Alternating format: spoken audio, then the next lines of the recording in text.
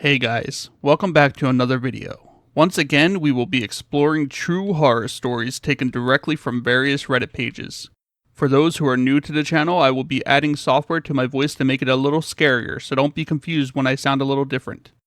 If you guys enjoy the video, be sure to subscribe, it really does help the channel grow. Without further ado, let's get started. I think my sister is a murderer, but can't prove it. I think my sister might be a serial murderer, but I don't have any concrete proof. I'm not a detective. I grew up being the target of her abuse and didn't understand that it isn't normal until late in life. It is absurd to me that my sister could be the subject of the story I'm about to unfold, but I can't escape what I have experienced. Some background. My sister has been obsessed with serial killers since she was little.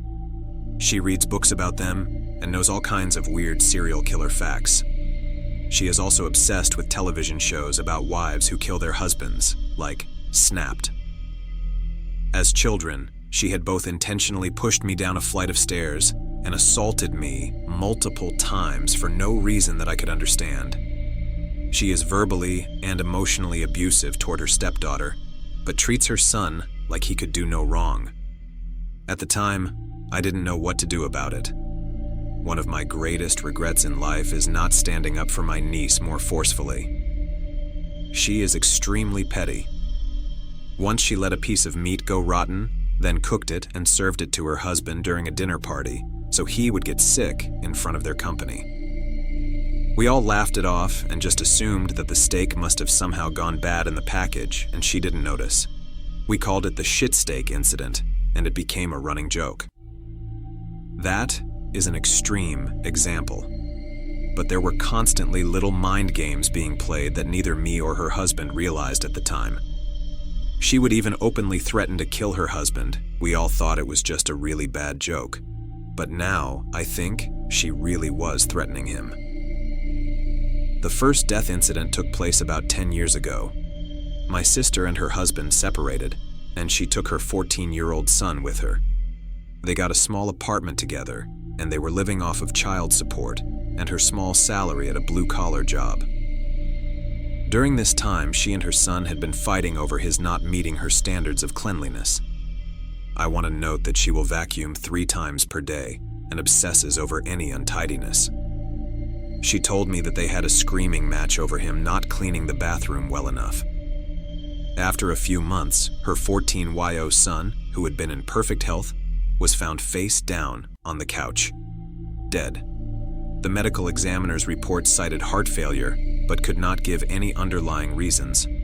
My sister blamed the HPV vaccine he had gotten 2 weeks earlier, or perhaps he randomly had an undiagnosed heart condition.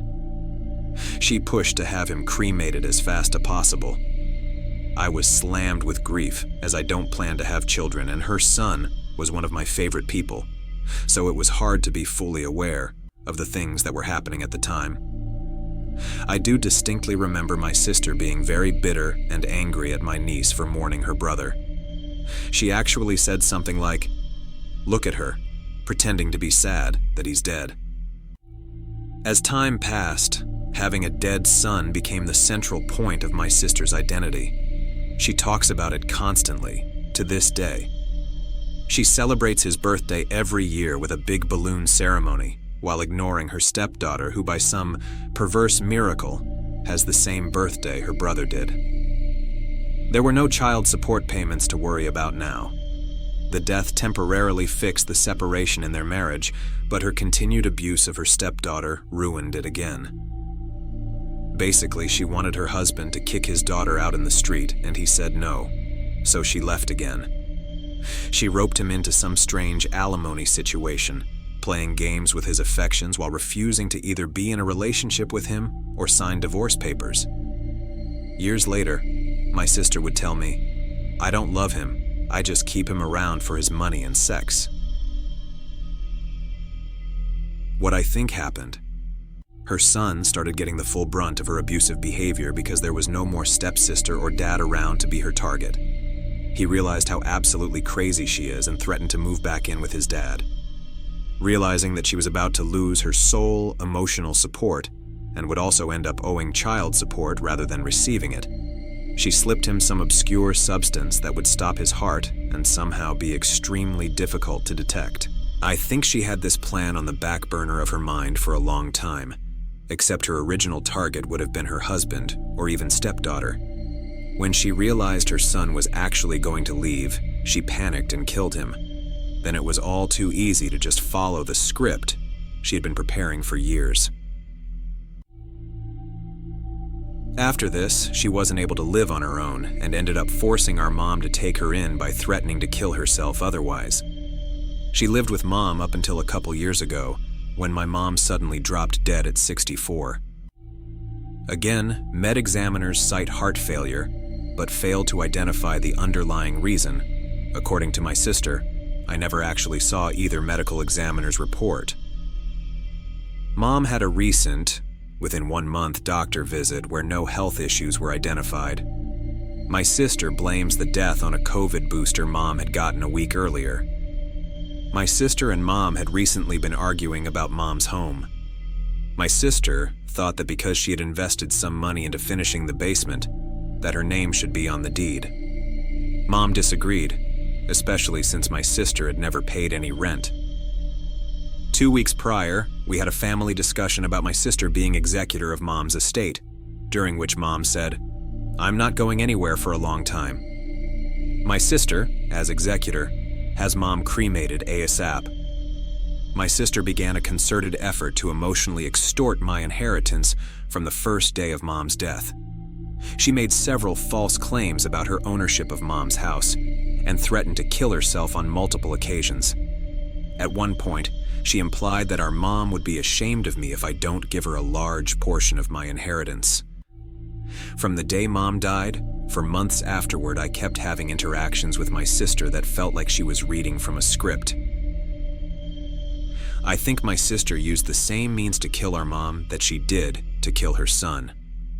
I was too overcome with grief to see the things as they happened, but in retrospect, I can't help but see the pattern of abuse and manipulation that ends in the murder of two of my favorite people. There was a point after my sister realized I wasn't going to give her my inheritance that I think she began planning to kill me. Out of nowhere, she asks me, "Do you have any suicidal thoughts?" And when I replied that I plan to live until my body won't let me anymore, she was visibly disappointed by my answer. This conversation is actually what opened the door to me even being able to consider that she was a murderer. Before that, any thoughts along those lines were squashed immediately. Like I said at the beginning, it feels absurd that my sister could do these things. I think she was planning to kill me, stage it as a suicide, and then be able to simply and legally collect my inheritance. Shortly after that, I went no contact with her and haven't had any dealings with her for a little more than 1 year. How would I go about proving this? Both bodies are cremated and scattered. It's been 2+ years since mom's death and about 10 since my nephew.